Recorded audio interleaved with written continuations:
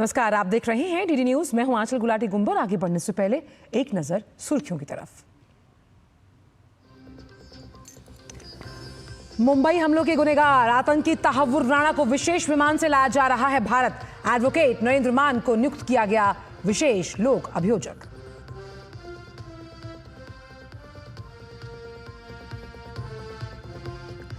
राष्ट्रपति द्रौपदी मुर्मू आज स्लोवाकिया में इंडिया स्लोवाक बिजनेस फोरम में लेंगे हिस्सा। आर्थिक सहयोग पर स्लोवाक सरकार के फोकस को सराहा गया। कहा दोनों देशों के संबंध काफी मजबूत।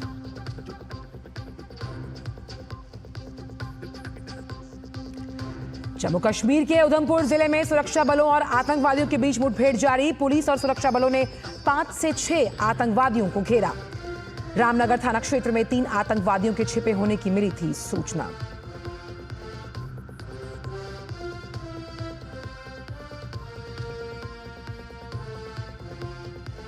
अमेरिका और चीन के बीच टैरिफ वॉर हुआ तेज। चीन ने 84% टैक्स के जवाब में ट्रंप ने लगाया 125% का टैरिफ। ट्रंप प्रशासन ने 75 देशों को दी 90 दिनों की छूट।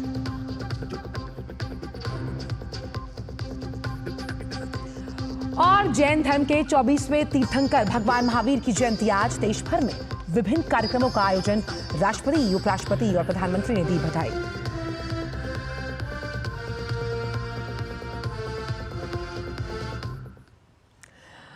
और आइए अब जानते हैं सभी खबरों को विस्तार के साथ। मुंबई आतंकी हमले के आरोपी तहव्वुर राणा को अमेरिका से भारत लाया जा रहा है। 2008 के मुंबई आतंकवादी हमलों के आरोपी तहव्वुर राणा को अमेरिका में उसके बचाव के सभी जो कानूनी रास्ते थे वो बंद हो जाने के बाद एक स्पेशल विमान से भारत लाया जा रहा है। अमेरिका के सुप्रीम कोर्ट की ओर से राणा की उस याचिका को खारिज कर दिया गया जिसमें उसने भारत में अपने प्रत्यर्पण पर रोक लगाने की मांग की थी, जिसकी वजह से अब उसे वापस भारत लाया जा रहा है। अमेरिकी जेल विभाग के अधिकारियों के मुताबिक वो अब भारतीय अधिकारियों की कस्टडी में है। Tahawwur Rana David Coleman Headley के सबसे करीबी सहयोगियों में से एक है, जो 2008 के मुंबई आतंकवादी हमलों के मास्टरमाइंड में से एक है, जिसमें 166 लोग मारे गए थे और भारत की वित्तीय राजधानी को लगभग 3 दिनों तक आतंक के साए में रखा गया। राणा ने हेडली के साथ मिलकर मुंबई हमलों की नींव रखी, जो लश्कर और इंडियन मुजाहिदीन जैसे संगठनों के जरिए आईएसआई की तरफ से कराया गया सबसे घातक आतंकवादी हमला साबित हुआ। जांचकर्ताओं का मानना है कि राणा हमलों से पहले दुबई के रास्ते मुंबई पहुंचा ताकि यह सुनिश्चित किया जा सके कि व्यवस्थाओं को सटीक तरीके से अंजाम तक पहुंचाया जाए। एक पुलिस दस्तावेज में कहा गया कि उसने 2008 में 11 से 21 नवंबर के बीच अपनी भारत यात्रा के दौरान पवई में होटल रेनेसा में चेक इन किया।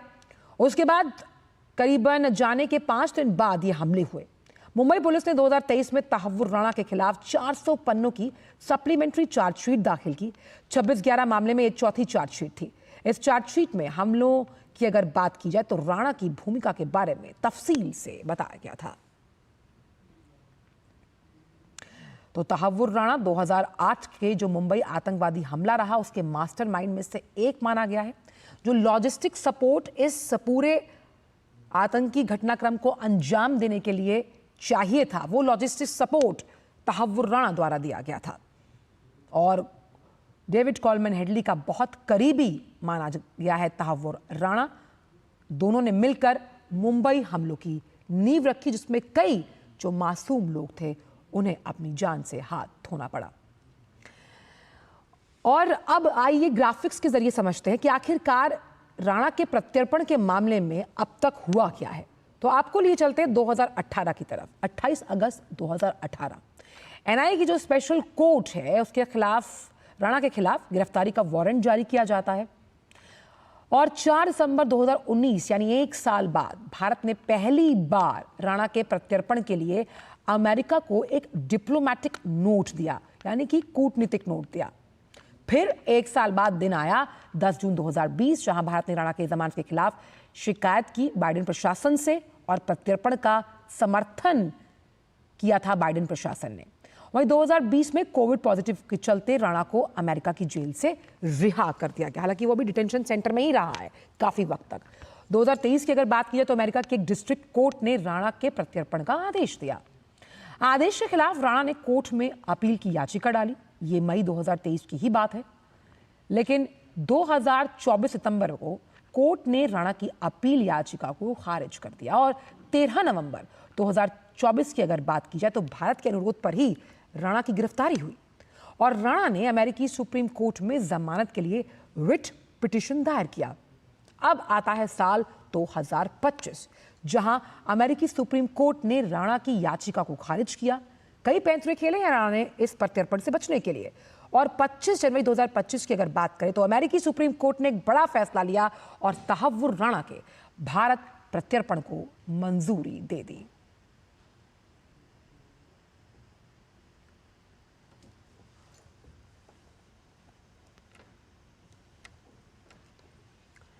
तो ये पूरा एक टाइमलाइन है प्रत्यर्पण का, जिन तारीखों के लिहाज से आप समझ पाएंगे कि 2018 से 2025 के बीच कैसे तहव्वुर राणा के प्रत्यर्पण का ये पूरा सिलसिला जो है वो चला रहा है। और 26/11 मुंबई आतंकी हमलों की साजिश से जुड़े अहम मामले में केंद्र सरकार ने बड़ा कदम उठाया। सरकार ने एडवोकेट नरेंद्र मान को सुनवाई के लिए स्पेशल पब्लिक प्रोसिक्यूटर नियुक्त किया। नरेंद्र मान को एनआईए की ओर से ये जिम्मेदारी सौंपी गई। सरकार ने इस नियुक्ति की आधिकारिक घोषणा एक गेजेट नोटिफिकेशन के जरिए की। ये नियुक्ति पाकिस्तान मूल के तहव्वुर हुसैन राणा और डेविड कॉलमन हेडली के खिलाफ है। इन दोनों पर 26/11 हमलों की साजिश रचने के गंभीर आरोप हैं।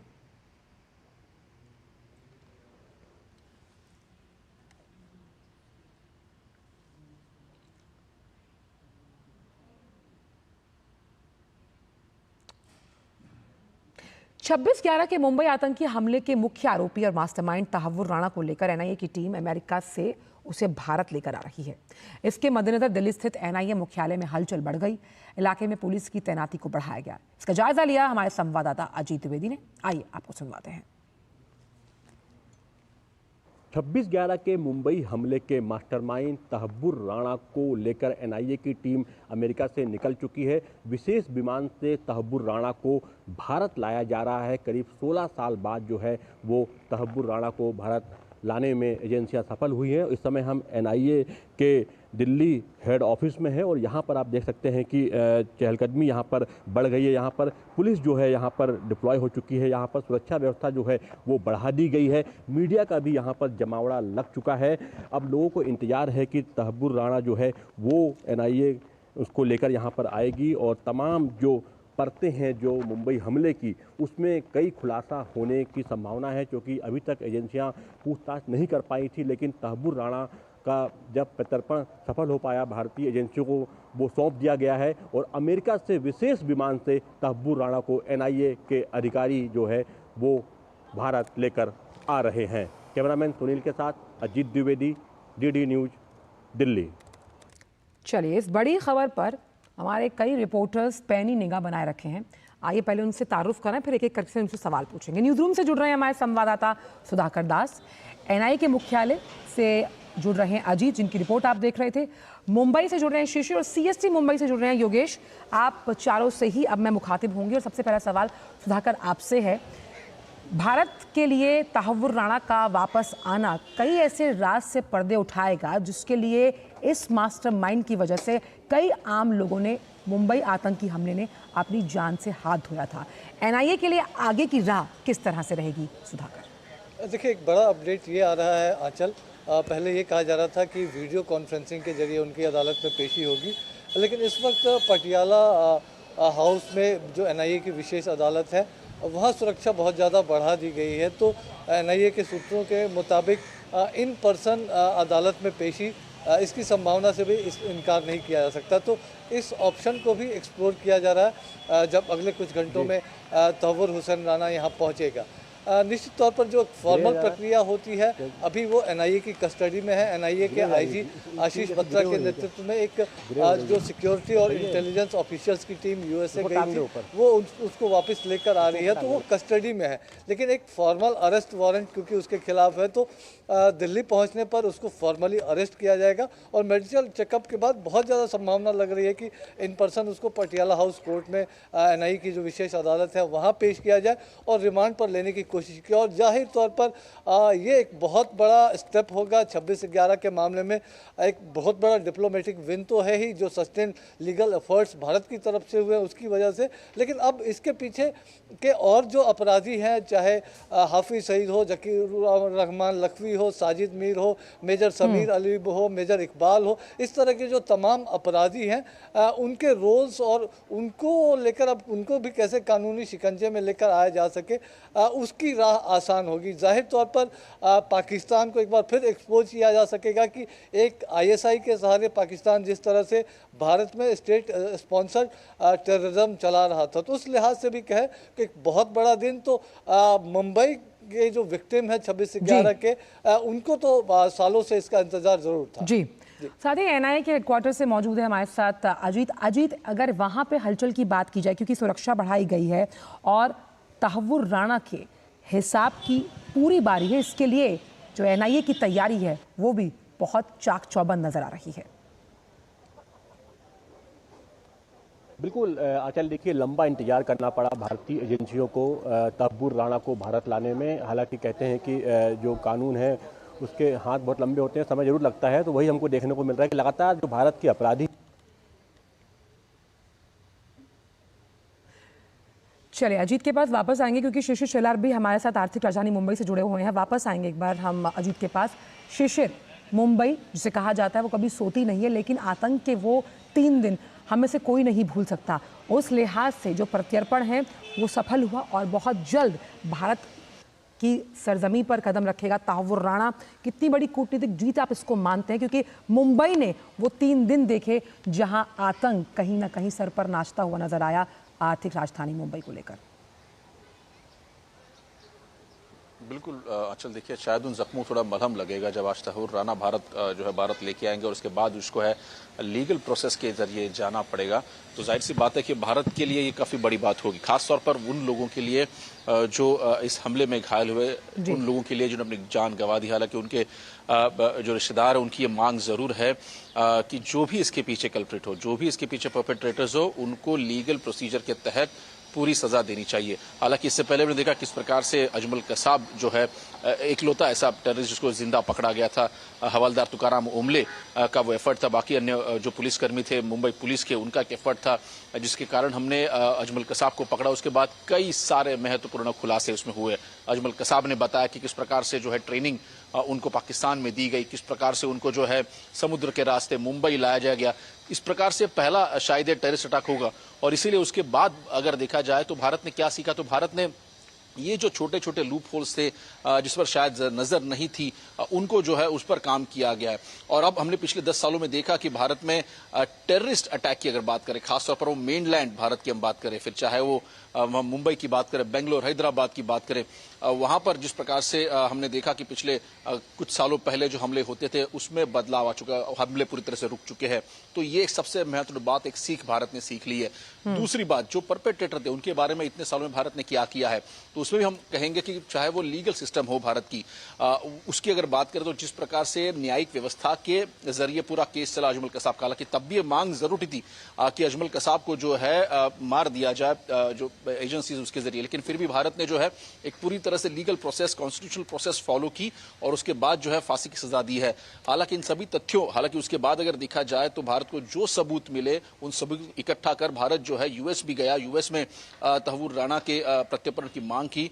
और अब जबकि इतने सालों बाद हालांकि यूएस कोर्ट ने हालांकि वो सबूत जांचे परखे और उसके बाद ये कहा है कि एक की कॉन्स्पिरेटर जरूर है तहव्वुर राणा, और इसीलिए भारत को उस पर प्रत्यारोप करना चाहिए। और इसलिए इस वक्त हम देख पा रहे हैं कि भारत में तहव्वुर राणा को जो लाया जा रहा है, तो ये एक बड़ी जीत लीगल प्रोसेस की भी होगी, चाहे वो वकील हो जिनके जरिए ये पूरा केस लड़ा गया, चाहे हमारे पुलिसकर्मी हो जिनके द्वारा ये सबूत इकट्ठा किया गया, चाहे इंटेलिजेंस एजेंसीज हो जो लगातार इस पर काम कर रही है और जो डॉट्स जो है जोड़ रही है, तो ये उनकी भी जीत कहीं ना कहीं महत्वपूर्ण मायने रखती है यहाँ पर जो लगातार 17 सालों से काम कर रहे हैं। और दूसरी जीत उन नायकों की है जो कि डिप्लोमेटिक प्रेशर बनाते रहे। 2014 के बाद भारत का रुख पूरी तरह से बदल गया है और इसीलिए फिर हम इंटरनेशनल प्लेटफॉर्म पे इसकी बात करते हैं तो हम बड़ी पुरजोर तरीके से वो सबूत भी देते हैं। हम डॉसियर भी पाकिस्तान को भेजते हैं, हम यूएन असेंबली में जो है उन सभी चीजों का जिक्र भी करते हैं जो भारत को इस पूरे इन्वेस्टिगेशन के दौरान मिली है।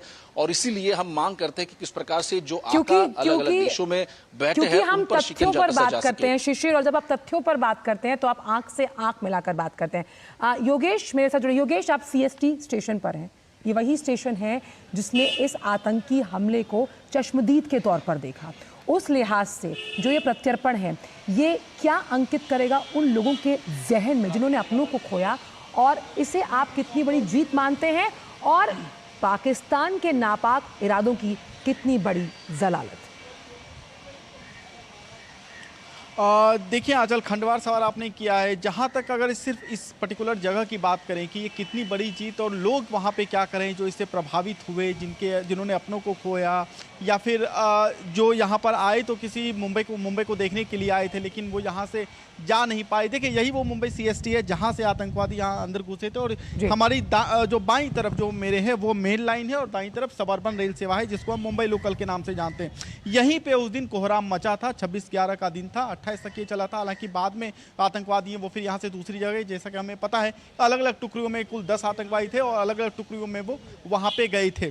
जो अलग अलग जगह थे वहाँ पे उनका जैसा कि फुल फ्लेज्ड कॉन्स्पिरेसी था, कहाँ कहाँ जाना है, किस तरीके से जहाँ खतरा कम हो। क्योंकि अगर आप डेविड हेडली के डिपोजिशन को देख लीजिए, डेविड हेडली को जब भारतीय न्यायालय में पेश किया गया था वीडियो कॉन्फ्रेंसिंग के द्वारा, तो उसने कहा था कि जो रेकी की गई उसमें इस चीज़ का विशेष ध्यान रखा गया था कि ऐसी जगहों को चुना जाए जहाँ सुरक्षा कम हो और जहाँ ज़्यादा इनोसेंट लोगों को मारा जा सके। यही वजह थी कि जब सिद्धिविनायक मंदिर का जब रेकी किया गया था तो उसको लेकर रिकमेंडेशन दिया गया, क्योंकि ये बेसिकली डेविड हेडली ही वो आदमी है जिसने रिकमेंडेशन दिया था तहव्वुर राना को। और अब तहव्वुर राना, चूंकि कई सारे ऑपरेटिव तहव्वुर राना के यहाँ पर थे, कि जब डेविड हेडली को उसने यहाँ पर भेजा था तो पूरे लिंक्स जो थे कि किनसे मिलना है, कहाँ पे क्या मिलेगा, कहाँ पे रिसोर्सेज मिलेंगे, कहाँ मीटिंग होगी, कहाँ से सेल फोन मिलेगा, कहाँ से रिसोर्सेज की बात होगी, ये सब जो है ये तहव्वुर राना का किया हुआ था। तो तहव्वुर राना ये बताने की स्थिति में जरूर होगा भारतीय एजेंसी को, भारतीय एजेंसी जब इंटरोगेशन करेगी तो कि वो कौन से यहाँ पे लोग थे जिसके वो कॉन्टैक्ट में था। कई सारी एजेंसी जो है वो हो सकती है जो कि मास्क को जिसको अनमास्क इसके बाद किया जा सके, क्योंकि जब डेविड हेडली को डिपोज किया गया था तो कई सारे खुलासे होते। ये भी खुलासा हुआ था कि जब अटैक हुआ था तो उस वक्त जो कसाब है वो कलवा जो है वो पहना हुआ था ताकि ऐसा प्रतीत हो कि वो हिंदू हो। कई सारी तरीके की कॉन्स्पिरेसी कई लेयर पे की गई थी, और मुझे लगता है कि ऐसे समय में तब तहव्वुर राना को यहाँ पर भारतीय एजेंसियों के द्वारा पूछताछ की जाएगी, इंटरोगेशन किया जाएगा, तो मुझे लगता है कि कई सारी नई चीजें भी निकल के सामने आएगी। तीसरा होगा तहव्वुर राना। इससे पहले अजमल कसाब से पूछताछ की गई थी भारतीय एजेंसियों के द्वारा, उसके बाद अगर आप देखें तो डेविड हेडली के साथ पूछताछ की गई, हालांकि वो वर्चुअल थी, अमेरिका के साथ वीडियो कॉन्फ्रेंसिंग के द्वारा उसको पेश किया गया था। तीसरा जो है इस पूरे 26/11 के अगर पूरे ट्रायल में अगर आप देखें तो तीसरा होगा तहव्वुर राना, जिसको कि फिजिकली जो इंटरोगेट है वो यहाँ पर किया जाएगा। इसके साथ ही एक महत्वपूर्ण बात मैं आपको ये भी बता दूं आज जी, और सबसे अहम बात यहाँ पर ये है कि जब NIA पूछताछ करेगी तो वो राज जो कहीं ना कहीं कई ऐसे उसके ऑपरेटिव्स हैं, क्या मोडस ऑपरेंडी रही होगी तहव्वुर राणा की, किन स्तरों पर वो लूपहोल सामने आएंगे और कहां से इस पूरे आतंकी हमले की एक क्रोनोलॉजी समझने की कोशिश करेगी NIA, इन तमाम जो राज हैं उससे पर्दा उठेगा। आप तीनों का ही बहुत बहुत शुक्रिया इन तमाम जानकारियों को हमसे साझा करने के लिए। आज तो इस पूरे मसले पर लगातार शाम तक हम आपसे अपडेट्स लेते रहेंगे। और रुक करते कुछ अन्य खबरों का, बात करते हैं राष्ट्रपति द्रौपदी मुर्मू की, जो स्लोवाकिया के 2 दिवसीय दौरे पर हैं। अपने दौरे के दूसरे और अंतिम दिन राष्ट्रपति ने कई ऐसे अहम जो मुलाकातों का दौर है वो किया।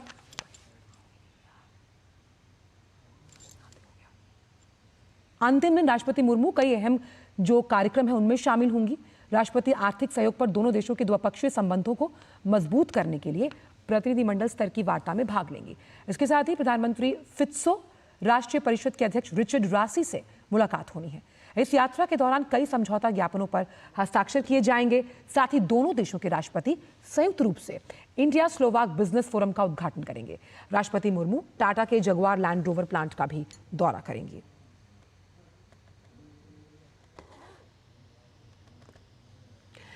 दिल्ली में आयुष्मान भारत स्वास्थ्य बीमा योजना लागू होने के बाद अब लाभार्थियों को ई-कार्ड वितरण भी शुरू होगा। आज केंद्रीय स्वास्थ्य मंत्री जेपी नड्डा लाभार्थियों को आयुष्मान कार्ड बांटेंगे। इस दौरान केंद्र के साथ दिल्ली सरकार के बीच प्रधानमंत्री आयुष्मान भारत स्वास्थ्य अवसंरचना मिशन के क्रियान्वयन के लिए समझौता ज्ञापन पर हस्ताक्षर भी किया जाएगा। समारोह में दिल्ली की मुख्यमंत्री रेखा गुप्ता मौजूद रहेंगी। कार्यक्रम का आयोजन विज्ञान भवन में होगा। दरअसल 5 अप्रैल को दिल्ली ने केंद्र के साथ MOU साइन कर प्रधानमंत्री जन आरोग्य योजना लॉन्च की है। खबर जम्मू कश्मीर से, जहां के उधमपुर जिले में सुरक्षा बलों और आतंकवादियों के बीच मुठभेड़ जारी है। पुलिस और सुरक्षा बलों ने तलाशी अभियान के दौरान रामनगर थाना क्षेत्र के जोफर गांव में 3 आतंकवादियों के छिपे होने की सूचना उन्हें मिली। उधमपुर पुलिस के मुताबिक इलाके में 5 से 6 आतंकवादियों का घेराव कर रखा है और गोलीबारी जारी है। उधमपुर के एसएसपी आमोद नागपुरे ने बताया कि मुठभेड़ के बाद इलाके में सुरक्षा को बढ़ाया गया और ऑपरेशन अभी जारी है। आपको बताया कि कठुआ जिले के सानियार इलाके में 24 मार्च को शुरू हुए अभियान के बाद पुलिस और सुरक्षा बल लगातार आतंकवादियों पर नजर बनाए हुए हैं। 27 मार्च को इलाके में हुई मुठभेड़ में 2 आतंकवादी मारे गए थे। वक्त छोटे से ब्रेक का, आप देखते रहिए डीडी न्यूज। पापा, अरे आ गया तू? पापा कौन सा पेड़ सबसे ज्यादा फल देता है? विश्वास का पेड़। देख, धंधा बढ़ाने के लिए मुझे और पैसों की जरूरत थी और बैंक से लोन नहीं मिल सकता था क्योंकि मेरे पास गारंटी देने के लिए कुछ भी नहीं था। पर किसी ने मुझ पर विश्वास करके बिना गारंटी के लोन दिया और देख मैंने कितनी बड़ी दुकान बनाई और तुम्हें बड़े स्कूल भी तो भेजा मैंने, है ना? वाह पापा, पर इतना विश्वास कौन करता है? मोदी जी करते हैं। एक्सेस टू क्रेडिट कैसे बढ़ा, इसका एक उदाहरण मुद्रा योजना है। प्रधानमंत्री मुद्रा योजना के 10 साल, स्वावलंबन और उद्यमिता के 10 साल। मेरी पसंद, मेरी पसंद, मेरी पसंद, मेरी पसंद, हमारी पसंद, हम सबकी पसंद। मजबूत देश का मजबूत सरिया हो गया स्टील। ब्रेक के बाद सभी का स्वागत। बढ़ते हैं आगे खबरों में। 13वीं मंत्री स्तरीय भारत ब्रिटेन आर्थिक और वित्तीय वार्ता संपन्न हुई है। इस दौरान वित्त मंत्री निर्मला सीतारमण ने अपनी ब्रिटिश समकक्ष चांसलर रेचल रीव्स से मुलाकात की। दोनों पक्षों ने वित्तीय सेवा क्षेत्र, फिनटेक और डिजिटल इकोनॉमी के साथ साथ संबंधित निकायों के बीच सहयोग जारी रखने की अपनी प्रतिबद्धता को लेकर पुष्टि की है। साथ ही पारस्परिक और वैश्विक आर्थिक मुद्दों को संबोधित करने के लिए द्विपक्षीय और बहुपक्षीय मंचों पर सहयोग की प्रतिबद्धता जताई। लंदन स्टॉक ऑफ एक्सचेंज में आयोजित वार्षिक वार्ता में कई मुद्दों पर चर्चा की गई। यूके ट्रेजरी ने कहा कि इस वार्ता के बाद 400 मिलियन पाउंड का व्यापार और निवेश बढ़ा है। इसमें पेटीएम और एम्फेसिस जैसी भारतीय कंपनियां शामिल हैं जो यूके बाजार के लिए निवेश योजनाएं लाएं। ईएफटी की ओर से जारी संयुक्त वक्तव्य में विकास को बढ़ावा देने, द्विपक्षीय वित्तीय सेवा संबंधों को बेहतर बनाने और यूके औद्योगिक रणनीति, टैक्स, फिनेंस और अवैध वित्त पर नीति सहयोग को मजबूत बनाने के लिए योजनाओं को बढ़ावा दिया गया है। नौसेना कमांडर्स के सम्मेलन 2025 के प्रथम संस्करण का दूसरा चरण आज संपन्न हो जाएगा। कमांडर सम्मेलन के दूसरे चरण की शुरुआत 7 अप्रैल को नई दिल्ली में हुई थी। 4 दिवसीय सम्मेलन में शीर्ष नौसेना कमांडर्स के बीच महत्वपूर्ण रणनीतिक, परिचालन और प्रशासनिक मुद्दों पर विचार विमर्श हुआ। सम्मेलन का पहला चरण शनिवार को कर्नाटक के कारवार में आयोजित किया गया। ये सम्मेलन शीर्ष स्तरीय और अर्धवार्षिक आयोजन है जिसमें नौसेना के शीर्ष कमांडर्स के बीच महत्वपूर्ण रणनीतिक, परिचालन और प्रशासनिक मुद्दों पर विचार विमर्श किया जाता है। यह हिंद महासागर क्षेत्र में पसंदीदा सुरक्षा साझेदार के रूप में भारत की भूमिका पर जोर देने में महत्वपूर्ण भूमिका निभाता है, जिससे क्षेत्रीय शांति, सुरक्षा, स्थिरता में नौसेना के योगदान को बल मिलता है। सम्मेलन के दूसरे चरण में परिचालन, सामग्री, लॉजिस्टिक्स, मानव संसाधन, विकास, प्रशिक्षण, प्रशासन से संबंधित प्रमुख पहलुओं की व्यापक समीक्षा की गई है। बिहार में पिछले 2 दिनों से रुक रुक कर हो रही बारिश और बिजली गिरने से जानमाल को भारी क्षति पहुंची। राज्य में हुई तेज बारिश और बिजली गिरने की घटनाओं में अभी तक 19 लोगों की मौत हुई है। इसमें बेगूसराय जिले में सबसे अधिक 5 लोग और दरभंगा जिले में 5 लोगों की मौत हुई, जबकि मधुबनी में 3, सहरसा में 2, समस्तीपुर में 2 लोगों की मृत्यु हुई। वहीं लखीसराय और गया में भी एक व्यक्ति की मौत हुई है। इसके साथ ही कई जिलों में गेहूं, आम, लीची और अन्य रबी की फसलों को व्यापक नुकसान पहुंचा है। दरभंगा, मधुबनी, समस्तीपुर, मुजफ्फरपुर, सीतामढ़ी, शिवहर और पूर्वी चंपारण में तेज आंधी के साथ ओले भी गिरे। बिहार के मुख्यमंत्री नीतीश कुमार ने इन घटनाओं में जानमाल के नुकसान पर दुख जताया और मृतकों के परिजनों को 4-4 लाख रुपए की अनुग्रह राशि देने की घोषणा की। इसके अलावा राज्य आपदा प्रबंधन विभाग ने बारिश और बिजली कड़कने के वक्त घर से बाहर न निकलने की सलाह दी है। खबर उत्तर प्रदेश से, जहां कानपुर और लखनऊ समेत कई जगहों पर रुक रुक कर तेज बारिश हो रही है। दरअसल पश्चिमी विक्षोभ के कारण यूपी के मौसम में ये बदलाव देखने को मिल रहा है और पूर्वी उत्तर प्रदेश के तराई वाले जिलों में झमाझम बारिश हो रही है। बारिश के बाद यूपी में भीषण गर्मी से थोड़ी राहत जरूर मिली, लेकिन ये राहत अपने साथ आफत भरी चेतावनी लेकर भी आई। मौसम विभाग ने 11 अप्रैल तक यूपी में आंधी तूफान के साथ तेज बारिश और आकाशीय बिजली की संभावना जताई है। वहीं 20 से 30 किलोमीटर प्रति घंटे की तेज रफ्तार से हवा चलने की भी संभावना है। यूपी में मौसम के बदलते रुख को देखते हुए प्रशासन एक्शन मोड पर है। यूपी के सीएम योगी आदित्यनाथ ने बारिश, ओलावृष्टि, तूफान, आकाशीय बिजली के मद्देनजर संबंधित जिलों के अधिकारियों को पूरी मुस्तैदी से राहत कार्य संचालित करने के निर्देश दिए। उन्होंने कहा कि अधिकारी क्षेत्र का भ्रमण कर राहत कार्यों पर नजर रखें, प्रभावित लोगों को मदद पहुंचाएं। मुख्यमंत्री ने फसलों को हुए नुकसान का आकलन कर रिपोर्ट शासन को जल्द से जल्द उपलब्ध करवाने के निर्देश दिए, जिससे इस संबंध में आगे की कार्रवाई की जा सके। और अब बात भोपाल रेलवे स्टेशन पर यात्रियों के लिए एक नई सुविधा की। अब यहां यात्री कम दाम में आराम से ठहर पाएंगे। भारतीय रेलवे किफायती दामों में उच्च स्तरीय सुविधाजनक सेवा देने का काम कर रहा है। इसकी तस्वीर भोपाल के रेलवे पर नजर आ रही है। देखिए डीडी न्यूज संवाददाता आदित्य श्रीवास्तव की ये खास रिपोर्ट। आज हम आपको भोपाल के पोर्ट रिटायरिंग रूम में लेकर आए हैं। जी हाँ, IRCTC ने पोर्ट रिटायरिंग रूम बनाए हैं भोपाल में। कई जगहों पर आप जब जाते हैं, कई बार कुछ घंटे अगर आपको गुजारने होते हैं तो उस कुछ घंटे के लिए आप होटल लेते हैं और बहुत ज़्यादा पैसा जो है कई बार आपको पे करना होता है। लेकिन भोपाल रेलवे स्टेशन पर अब वो सुविधा आपको मिल गई है कि अगर आप कुछ घंटे के लिए यहाँ पर पहुँचेंगे तो AC रूम, मोबाइल चार्जिंग के साथ में, टीवी के साथ में अगर देखें तो वो यहाँ पर आपको उपलब्ध हैं। CCTV कैमरों से इसको पूरा लैस किया गया है, यानी कि सुरक्षा का भी पुख्ता इंतज़ाम जो है वो यहाँ पर किए गए हैं। यहाँ पर 2 एडल्ट 2 चाइल्ड उनके हिसाब से इसको तैयार किया गया है। आरामदायक तकिए और गद्दे जो हैं वो आपको यहाँ दिखाई दे रहे होंगे। मोबाइल चार्जिंग के लिए स्विचेस जो हैं वो भी यहाँ पर लगाए गए हैं। कोई असिस्टेंस की आवश्यकता है तो फ़ोन लगाकर रिसेप्शन से किसी व्यक्ति को यहाँ बुला सकते हैं। वो ये मेंटेन होना चाहिए, इस चीज़ का बहुत इंपॉर्टेंट है। अफोर्डेबल है, बहुत कंफर्टेबल हूँ मैं यहाँ पर।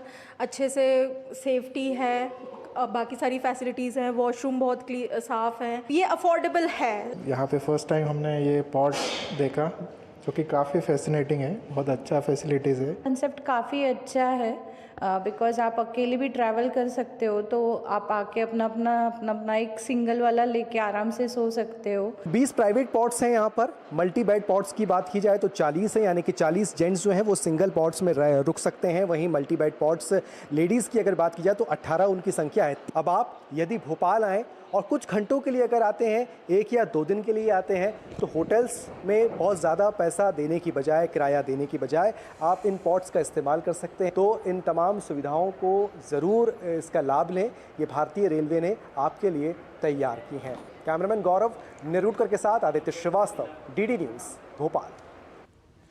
मुस्लिम महिला पर्सनल लॉ बोर्ड के अध्यक्ष शाइस्ता अंबर ने डीडी न्यूज़ से खास बातचीत में कहा कि गरीब मुस्लिम बेवा और तलाकशुदा महिलाओं के हित के लिए काम होना चाहिए। उन्होंने कहा कि तमाम सारी वक्फ संपत्तियों का लाभ आज तक गरीब लोगों को नहीं मिल पाता था और माफियाओं का इन पर कब्जा था। शाइस्ता अंबर ने कहा कि नए अधिनियम में महिलाओं की भागीदारी में सूरत बदलने की उम्मीद जताई जा रही है। वक्फ संशोधन बिल अब अधिनियम बन चुका है और गरीब और कमज़ोर मुसलमानों को उम्मीद है कि उनकी ज़िंदगी में अब नई उम्मीद जागेगी। हमारे साथ हैं बातचीत करने के लिए मुस्लिम महिला पर्सनल लॉ बोर्ड की चेयरमैन शाइस्ता अंबर जी। इनसे जानते हैं आखिर ये हालात कैसे थे, गरीब और कमज़ोर मुसलमान किस तरीके से लाचार थे, कमज़ोर थे। वक्फ की प्रॉपर्टी का बहुत नुकसान हुआ है और वक्फ जो करता है वो इस नियत से करता है कि कुरान शरीफ में वक्फ को देने के लिए जो अपनी ज़मीन, अपनी जायदाद, अपना पैसा या अपनी जगह कुछ भी देता है तो वो अल्लाह की राह में देता है, फ़ी सबीलिल्लाह। तो जब अल्लाह की राह में दिए तो वो अल्लाह की अमानत हो गई। अब अल्लाह की दी हुई अमानत में अगर कोई धोखाबाजी करे, उसमें नुकसान पहुंचाए और ख़ुद अपना फ़ायदा उठाए, और वक्फ की ज़मीन का मतलब होता है कि जो अमान दे दी गई अल्लाह की राह में अमानत, न वो बेची जाती है, न खरीदी जाती है, न उसको दान की जाती है। नए अधिनियम में वक्फ में अब महिलाएं भी शामिल होंगी, उनकी उपस्थिति अनिवार्य होगी। वक्फ बोर्ड में महिलाओं को जब स्थान मिल रहा है तो हमारी महिलाएं पढ़ी लिखी हैं, किसी यूनिवर्सिटी में प्रोफेसर हैं तो कहीं आलिमा हैं तो कहीं एजुकेटेड हैं तो वो समाजसेवी हैं, बहुत सारी ऐसी। उनको योग महिलाओं को ज़रूर लाना चाहिए ताकि वक्फ विभाग में तलाकशुदा औरतों की बातों को एक औरत सदस्य वक्फ बोर्ड की वो बेहतर काम करेगी, सकारात्मक काम करेगी और सरकार को न्यायप्रिय तरीके से, पारदर्शिता से, ईमानदारी से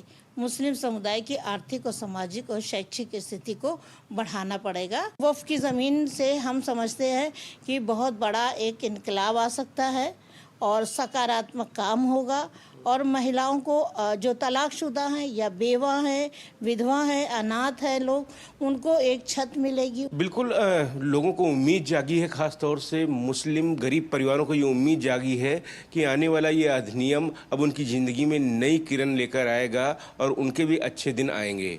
कैमरामैन अविनाश के साथ विकास सिंह, डीडी न्यूज़, लखनऊ। और अब खबर दिल्ली से, जहां यमुना को स्वच्छ और प्रवाहमान बनाने के मिशन के तहत राजधानी में सीवेज शोधन की दिशा में एक ऐतिहासिक पहल की गई। दिल्ली सरकार के पीडब्ल्यूडी और जल मंत्री प्रवेश वर्मा ने ओखला स्थित एशिया के सबसे बड़े single stage waste water treatment plant का निरीक्षण किया। ये 564 MLD क्षमता वाला संयंत्र अत्याधुनिक तकनीकों से सुसज्जित है और अंतर्राष्ट्रीय मानकों के अनुसार जल शुद्धिकरण कर रहा है। दिल्ली सरकार के मंत्री प्रवेश वर्मा से इस संयंत्र और यमुना नदी को लेकर हमारे संवाददाता गिरीश निशाना ने खास बात की है। आइए आपको सुनवाते हैं। दिल्ली के पीडब्ल्यूडी और जल मंत्री ने आज वेस्ट वाटर ट्रीटमेंट प्लांट यानी कि जो ओखला में स्थित है उसका दौरा किया। हमारे साथ ज़्यादा बात करने के लिए खुद मौजूद हैं मंत्री जी। सर, ये हमारा ओखला का STP है जो अभी नया बन के तैयार हुआ है और 124 MGD की इसकी टोटल कैपेसिटी है। अभी 70-80 MGD इसने सीवेज लेना स्टार्ट कर दिया है। धीरे धीरे 3-4 महीने में हमारा है कि पूरा इसको फुल कैपेसिटी पे चलाएं। तो यहाँ से जितना भी पानी ट्रीट होके निकले, ऐसे हमारे जितने भी STP हैं सब में पानी अच्छे से चले, अच्छे से ट्रीट हो, उसके बाद में यमुना में गिरे तो उसी से यमुना साफ़ होगी। तो ये हमारी कोशिश है कि दिल्ली में अभी तक जो हमारा ट्रीटमेंट का डेफिसिट है उसको पूरा कवर करना है, सारे नालों को ट्रैप करना है और सबको STP से जोड़ना है। हमारे पंपिंग स्टेशन से सारे नालों से पानी जो है STP में जाए, उसके बाद में ट्रीट होके यमुना में गिरे तो यमुना साफ़ हो जाएगी। तो ये हमारी कोशिश है। तो हमको लगता है जितना ट्रीटमेंट अभी नहीं हो रहा सीवेज का, अगले 1 से 1.5 साल में सारा हो जाएगा। ऐसा दिल्ली सरकार पूरी मुस्तैद दिखाई दे रही है।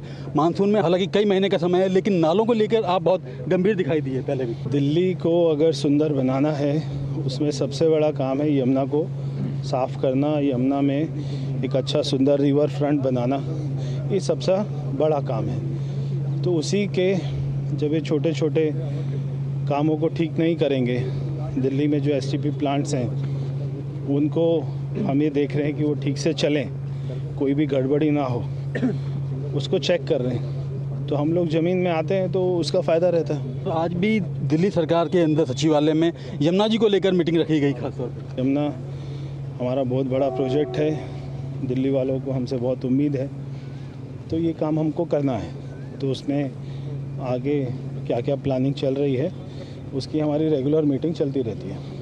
तो ये थे प्रवेश वर्मा जी जो बता रहे थे कि किस तरह से दिल्ली के अंदर जो यमुना नदी है उनको स्वच्छ बनाना है और स्वच्छ बनाने के लिए धरातल पर उतरकर काम करना पड़ेगा। कैमरामैन अरमान के साथ गिरीश निशाना, डीडी न्यूज, दिल्ली। विविध धर्मों और शाश्वत परंपराओं की भूमि भारत आज महावीर जयंती मना रही है। ये दिन जैन धर्म के 24वें तीर्थंकर भगवान महावीर की जयंती का प्रतीक है। इससे धार्मिक महत्व और आज की दुनिया में इसकी प्रासंगिकता पर देखिए ये खास रिपोर्ट। महावीर जयंती जैन समुदाय के लिए सबसे शुभ त्योहारों में से एक है, जो भगवान महावीर के जन्म की याद में मनाया जाता है, जिनका जन्म 599 ईसा पूर्व में वर्तमान बिहार के कुंडग्राम में हुआ था। एक आध्यात्मिक सुधारक और गहन विचारक भगवान महावीर ने जैन धर्म के 5 प्रमुख सिद्धांतों अहिंसा, सत्य, ब्रह्मचर्य, अपरिग्रह और चोरी न करने के मार्ग का प्रचार किया। इस दिन भक्त मंदिरों में जाते हैं, प्रार्थना करते हैं और भगवान महावीर की मूर्ति को लेकर भक्ति गीतों और उपदेशों के साथ रथ यात्रा में भाग लेते हैं।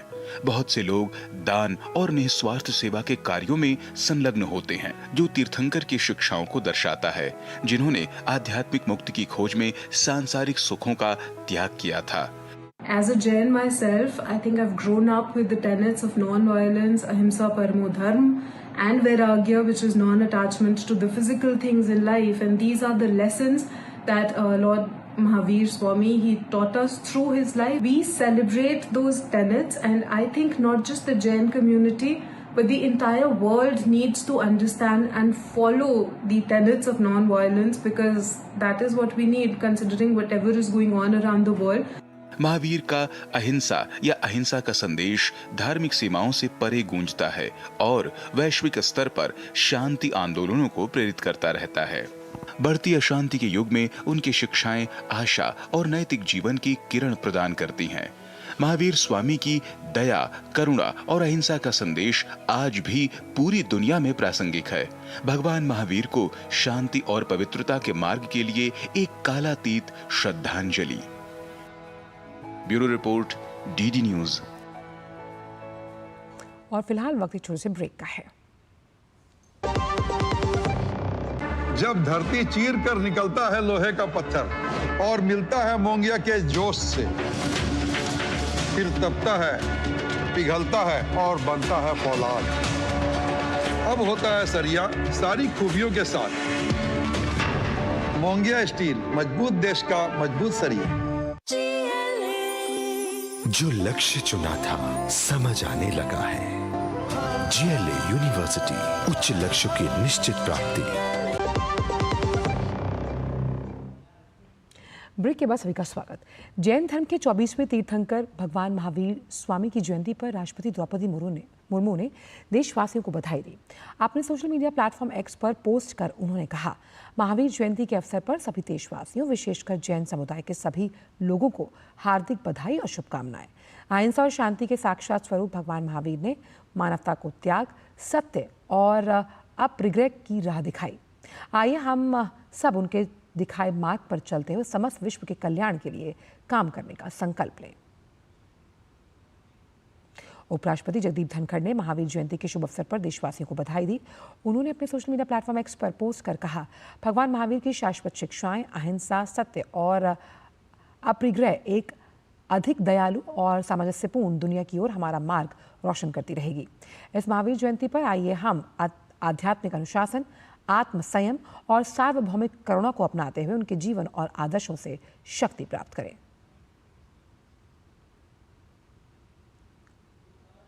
प्रधानमंत्री नरेंद्र मोदी ने भी देशवासियों को महावीर जयंती की शुभकामनाएं दी। प्रधानमंत्री ने एक्स पर कहा, हम सभी भगवान महावीर को नमन करते हैं, जिन्होंने हमेशा अहिंसा, सत्य और करुणा पर जोर दिया। उनके आदर्श दुनिया भर के अनगिनत लोगों को शक्ति देते हैं। उनकी शिक्षाओं को जैन समुदाय ने खूबसूरती से संरक्षित और प्रचारित किया। भगवान महावीर से प्रेरित होकर उन्होंने जीवन के विभिन्न क्षेत्रों में उत्कृष्टता हासिल की और समाज के कल्याण में योगदान दिया। हमारी सरकार हमेशा भगवान महावीर के दृष्टिकोण को पूरा करने के लिए काम करेगी। पिछले साल हमने प्राकृतिक को शास्त्रीय भाषा का दर्जा दिया, जिसकी बहुत सराहना हुई। और प्रधानमंत्री ने इसके साथ एक्स पर एक तस्वीर भी साझा की है।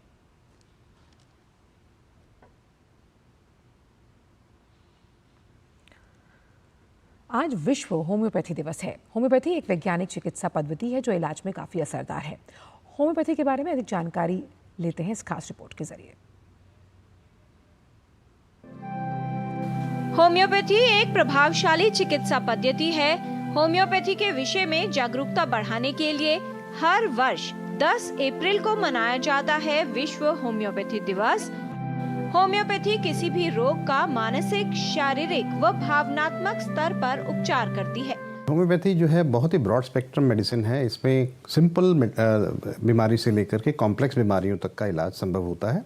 देखा जा रहा है कि मेंटल डिजीजेज जैसे हमने बात की है, न केवल वो बल्कि ऑटोइम्यून डिसऑर्डर्स जो आज की डेट में बढ़ते हुए दिखते हैं हमें, इम्यूनिटी रिलेटेड डिसऑर्डर्स हैं, जॉइंट डिसऑर्डर्स हैं, स्किन रोग हैं या हमारे एलर्जीज़ हैं, इन सब में ये बहुत ही उपयुक्त दवा मानी जाती है। सेफ है और जितनी जल्दी हम इंटरवेंशन करते हैं उतना ज़्यादा हमें कामयाबी मिलती है। लेकिन डोमेन फंक्शनल डिसऑर्डर्स में बहुत अच्छा है, जो एक लेवल तक रिवर्सिबल हैं, वो बीमारियों में बिल्कुल 100% क्योर देखने को मिलती हैं। होम्योपैथी के मुख्यतः 4 सिद्धांत है। पहला और बुनियादी सिद्धांत है समः समम शमयति, यानी समरूपता दवा सिद्धांत। होम्योपैथी का दूसरा सिद्धांत है एकल उपचार। होम्योपैथी का तीसरा सिद्धांत है न्यूनतम खुराक और चौथा सिद्धांत है शक्तिशाली उपचार। होम्योपैथी में उपचार शुरू करने से पहले रोगी की पूरी जानकारी ली जाती है, जैसे वंश संबंधित इतिहास, रोगी का रहन सहन, स्वभाव, रुचि, उम्र, शारीरिक परीक्षण, रोग के लक्षणों की पूरी जांच की जाती है। मेडिसिन का एक्शन हमारी वाइटल फोर्स यानी हमारी बेस के ऊपर होता है, तो वो हमारी जो इम्यूनिटी है उसको बढ़ाने में सक्षम है होम्योपैथिक दवाएं। कुल एक्यूट कंडीशंस में देखने को मिलता है, कई रोगों में इमीडिएट इफेक्ट आता है। अगर पेन है तो पेन में अगर दवाई का चयन सही है, उसकी पावर सही दी जा रही है, उसकी रिपीटेशन सही दी जा रही है, तो पेन में मैनेजमेंट में बहुत अच्छा जल्दी रिस्पॉन्स मिलता है। कुछ ऐसी हमारे पास डोमेन्स हैं, हमारे एरियाज़ हैं जिसमें मेंटल सिम्टम्स को देख करके दवा का चयन किया जाता है, तो विद इन 5, 10, 15 मिनट्स पेशेंट को रिलीफ मिलता है। होम्योपैथिक दवाओं में 70% भाग पौधों से लिया जाता है। होम्योपैथिक दवाएं हानि रहित होती हैं। इन्हें लेने पर साइड इफेक्ट्स की संभावना कम होती है। बहुत अच्छी बात यह है कि होम्योपैथी बिल्कुल सुरक्षित सिस्टम है, सेफ है और नॉन एडिक्टिव है। इसको ये नहीं है कि पूरी ज़िंदगी भर लेना है। लाइफस्टाइल डिसऑर्डर्स में भी हम देखते हैं कि जहाँ तो उसका बीपी थोड़ा स्टेबल हो जाता है या शुगर स्टेबल हो जाती है, तो हम विड्रॉ भी करते हैं दवाइयों को। होम्योपैथी चिकित्सा पद्धति के कई लाभ हैं। इसमें विपरीत प्रभाव होने की संभावना कम होती है। बच्चों से लेकर वृद्ध तक हर आयु के लोगों में इसका प्रयोग किया जा सकता है, यानी होम्योपैथिक दवाएं पूर्ण रूप से सुरक्षित होती हैं। ये रोग का नहीं बल्कि रोगग्रस्त व्यक्ति का पूर्ण इलाज करती है। साथ ही संपूर्ण शारीरिक स्वास्थ्य में सुधार पर भी ध्यान देती है। होम्योपैथी एक वैज्ञानिक चिकित्सा पद्धति है जो जटिल रोगों के इलाज में काफी प्रभावशाली है। किरण भारद्वाज, डीडी न्यूज। और आइए अब देखते हैं व्यापार जगत से जुड़ी कुछ खास खबरें। अंदाज रहेगा फटाफट। एयरबस और Mahindra arrow structure private limited ने H-130 हेलीकॉप्टर के फ्यूजलेज के निर्माण के लिए समझौता किया है। केंद्रीय नागरिक उड्डयन मंत्री के राम मोहन नायडू ने कहा कि महिंद्रा और एयरबस के साथ आने से मेक इन इंडिया को बढ़ावा मिलेगा। केंद्रीय मंत्री सर्बानंद सोनोवाल ने राष्ट्रीय जलमार्गों के लिए डिजिटल पोर्टल आरंभ किया। इससे राष्ट्रीय जलमार्गों पर टर्मिनल विकास में निजी निवेश के लिए दरवाजे खुल गए हैं। पोर्टल के माध्यम से गोवा में मंडोवी नदी पर मालिम पर जेट्टी विकसित करने के लिए Marina India infrastructure private limited को पहली एनओसी जारी की गई। ईपीएफओ के सदस्य अब उमंग मोबाइल ऐप के जरिए आधार फेस ऑथेंटिकेशन टेक्नोलॉजी का उपयोग करके अपना यूनिवर्सल अकाउंट नंबर जनरेट और एक्टिव कर सकते हैं। इस संपर्क रहित और सुरक्षित सर्विस से ईपीएफओ के करोड़ों लोगों को राहत मिलेगी। मार्केट रेगुलेटर सेबी ने 6 सदस्यीय हाई लेवल कमेटी बनाने का ऐलान किया है। इस कमेटी की कमान पूर्व chief vigilance commissioner Pratyush Sinha संभालेंगे। ये कमेटी सेबी के अधिकारियों द्वारा किसी भी तरह के कॉन्फ्लिक्ट ऑफ इंटरेस्ट का खुलासा करने के प्रावधानों की समीक्षा करेगी। भारत और फ्रांस के बीच 63,000 करोड़ की बड़ी डिफेंस डील हुई है। इस डील के तहत भारत फ्रांस से 26 राफेल मैरीन जेट्स खरीदेगा। मीडिया रिपोर्ट्स में सरकारी सूत्रों के हवाले से ये जानकारी दी गई है। आरबीआई ने भारतीय राष्ट्रीय भुगतान निगम को ग्राहकों से दुकानदारों को यूपीआई के माध्यम से लेन देन की सीमा में संशोधन की अनुमति देने का फैसला किया है। हालांकि एक व्यक्ति से दूसरे व्यक्ति के बीच यूपीआई के जरिए लेन देन की सीमा पहले की तरह 1 लाख ही रहेगी। आरबीआई सोने के गहनों के बदले मिलने वाले लोन के नियमों को दोबारा देखेगा और नया नियम बनाएगा। अभी बैंकों और दूसरी कंपनियों के लिए सोने पर लोन देने के अलग अलग नियम हैं। आरबीआई चाहता है कि अब सभी के लिए एक जैसे नियम बनाए जाएं, जिससे लोगों को समझने में आसानी हो और सभी कंपनियां नियमों का ठीक से पालन कर सकें। कैलेंडर वर्ष 2024 में 15 वर्ष या उससे अधिक उम्र के व्यक्तियों में बेरोजगारी दर वर्ष 2023 के 5% से घटकर 4.9% पर आ गई। आवधिक श्रम बल सर्वेक्षण में ये जानकारी दी गई। वहीं ग्रामीण क्षेत्रों में भी समग्र बेरोजगारी में कमी दर्ज की गई है। भारत पे समूह की कंपनी रेजिलिएंट पेमेंट्स को ऑनलाइन भुगतान सेवाएं मुहैया कराने के लिए भारतीय रिजर्व बैंक से अंतिम मंजूरी मिल गई है। इससे भारत पे अपने पेमेंट गेटवे के माध्यम से लेन देन सहित विभिन्न भुगतान संबंधी सेवाओं को सुविधाजनक बना पाएगी। इलेक्ट्रिक व्हीकल्स मैन्युफैक्चरर एथर एनर्जी ने अपने आईपीओ का साइज 25% घटा दिया है। कंपनी अब 4,000 करोड़ की बजाय 3,000 करोड़ रुपए का इशू लेकर आएगी। कंपनी मई में शेयर बाजार में लिस्ट होगी। रुक करते हैं अंतर्राष्ट्रीय खबरों की तरफ। अमेरिकी राष्ट्रपति डोनाल्ड ट्रंप ने चीन पर बड़ा हमला किया। ट्रंप ने सभी चीनी उत्पादों पर टैरिफ बढ़ाकर 125% कर दिया। ट्रंप ने फैसला चीन पर विश्व बाजारों के प्रति सम्मान की कमी को लेकर आरोप लगाते हुए ये निर्णय लिया। साथ ही उन्होंने इसे तुरंत प्रभाव से लागू करने की घोषणा की। इसके साथ ही ट्रंप ने कई देशों के लिए टैरिफ पर 90 दिनों की छूट दी है। चीन पर निशाना साधते हुए ट्रंप ने कहा कि कुछ लोग हद से ज़्यादा आगे बढ़ रहे हैं, इसलिए उन्हें रोकना होगा। मैंने उन लोगों के लिए 90 दिनों की रोक लगाई जिन्होंने अमेरिका पर जवाबी कार्रवाई नहीं की। मैंने कहा था कि जो भी अमेरिका पर जवाबी कार्रवाई करेगा उस पर हम दोगुना टैरिफ लगाएंगे और हमने यही किया। मुझे बहुत खुशी है मैंने ये किया है। We have many other countries, as you know, many more than 75, and they all want to come, and they want to come here, or they'll go to Commerce, or they'll go to Treasury. We have our great senators here and congressmen. They'll call John, they'll do somebody, they'll go through somebody, but they're all calling, how do we do this? They all want to make a deal. Somebody had to do what we did, and I did a 90-day pause for the people that didn't retaliate, because I told them, if you retaliate, we're going to double it. And that's what I did with China, because they did retaliate. So we'll see how it all works out. I think it's going to work out amazing. I think that our country is going to be at the end of a year or shorter, but I think we're going to have something that nobody would have dreamt possible. अमेरिकी राष्ट्रपति Trump ने Iran को कड़ी चेतावनी दी। Trump ने कहा कि अगर ईरान परमाणु समझौते पर सहमत नहीं होता तो उसके खिलाफ सैन्य कार्रवाई की जा सकती है। ट्रंप ने कहा कि परमाणु कार्यक्रम पर बातचीत नाकाम रही तो ईरान बहुत बड़े खतरे में होगा।